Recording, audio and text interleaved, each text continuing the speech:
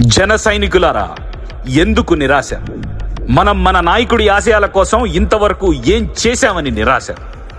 మనం ఏవేవో ఊహించుకుని మన అంచనాలకు తగ్గట్టు సీట్ల పంపకం జరగలేదని గుండెలు బాధేసుకుని, షర్ట్లు చించేసుకుని, తలలు వంచేసుకుని మన పార్టీ మీదే, మన నాయకుడి మీదే అసహనం, కోపం ప్రదర్శిస్తున్నామే.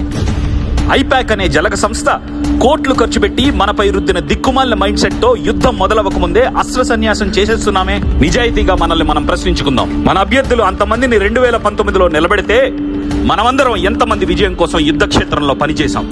మన అభ్యర్థులు ఎవరు? వారి అవసరాలేంటి? వారి ఆర్థిక స్థితిగతులేంటి? వారికి ఉన్న ప్రతికూల పరిస్థితులు ఎన్ని? వారి పోటీదారులు ఎవరు? నియోజకవర్గ వారీగా మన ఓట్లెన్ని? ఓట్ మేనేజ్మెంట్ కి నిలబెట్టిన పోలింగ్ బూత్ ఏజెంట్లు ఎంతమంది? అందులో చివరి వరకు బూత్ లో ధైర్యంగా నిలబడిన వారెంతమంది?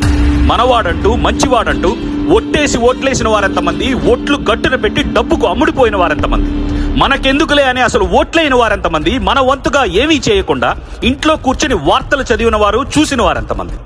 ఎన్నికల ఫలితాలు వచ్చాక ఢీలా పడకుండా పవన్ కళ్యాణ్ అనే ఉక్కు సంకల్పాన్ని నమ్ముకుని మన పార్టీలోనే నిలబడ్డ వారెంతమంది? రాక్షసాధికారానికి భయపడి స్వప్రయోజనాల కోసం ఎవరి దారి వారు చూసుకున్న వారెంతమంది? జెర్సీ వేసుకుని మనం గ్యాలరీలో కూర్చున్నందుకే టెండూల్కర్, కోహ్లీలు సెంచరీలు కొట్టేయాలనుకునే మైండ్ సెట్ ఉంటే గేమ్ గెలుస్తామా? గేమ్ ని ప్రభావితం చేసే అంశాలు అంచనా వేసి మనం కూడా ఎంతో కొంత మీనింగ్ఫుల్ గా కాంట్రిబ్యూట్ చేస్తే గెలుస్తామా? సందేహిస్తే మనం నమ్మిన నాయకుడి భుజం కాస్తామా? మనల్ని నమ్మిన పార్టీని తీరానికి చేరుస్తామా? ప్రజా సమస్యలు తీరుస్తామా? వార్లు ఎప్పుడు మొదలవ్వాలి, ఎప్పుడు ఎండవ్వాలి అని బోర్డ్ రూమ్ డిప్లొమాట్లు కొంతమంది మేధోమదనం చేస్తున్నారు, ఎవరి ఇళ్లలో వాళ్ళు కూర్చొని. సైనికులు, జనరల్ మాత్రం బోర్డర్స్ లో పహారా కాస్తున్నారు యుద్ధం చేస్తూ. వయసు మళ్లిన మేధావులు నిరాశకు గురై నిట్టూర్పులు విడుస్తున్నారు. దేశ కాలమాన పరిస్థితులు మారవన్నట్లు, అంతా కుళ్ళిపోయింది, ఇంకేం చెయ్యలేమన్నట్లు. సంఘ సంస్కర్తలు మాత్రం క్షేత్రంలో సమస్యలతో పోరాడుతున్నారు, కుళ్ళుని కడుగుతూ. అనుభవం లేకుండా అరకొర నాలెడ్జ్ తో ఆన్లైన్ లో విరుచుకుపడే మన వారు కొందరు అసహనం వ్యక్తం చేస్తున్నారు.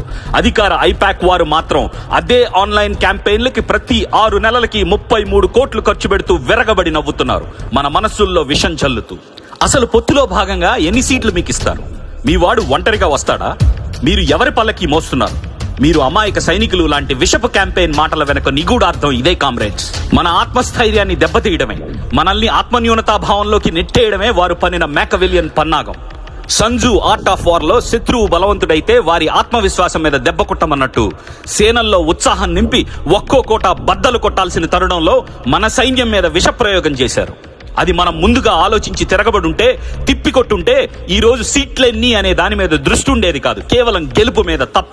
ప్రజలకి తోడుగా పవన్ కళ్యాణ్ అనే ఒక్కడుంటేనే స్టేట్ దద్దరిల్లుతోంది. సేనానికి తోడుగా 24 మంది పహారా కాస్తుంటే మరి అసెంబ్లీ ఎలా అట్టుడకబోతోంది?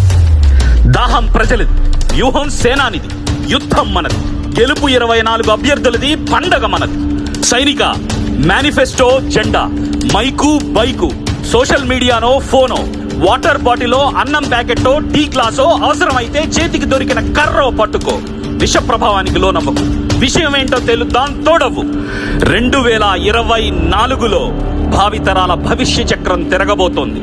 24 క్యారెట్ల పసిడి అసెంబ్లీలోకి అడుగు పెట్టబోతోంది. 24 ఫ్రేమ్ల బొమ్మ బ్లాక్ బస్టర్ అవ్వబోతోంది. 24 ఇరుసుల అశోకుడి ధర్మచక్రం సాక్షిగా మన జన చక్రధారి విశ్వరూపం చూడబోతున్నాం. ధర్మ సంస్థాపనార్థాయ సంభవామి యుగే యుగే. రే వైసీపీ ఐపాక్ సాంబా, రాసుకోరా, గెలుపు మాదే.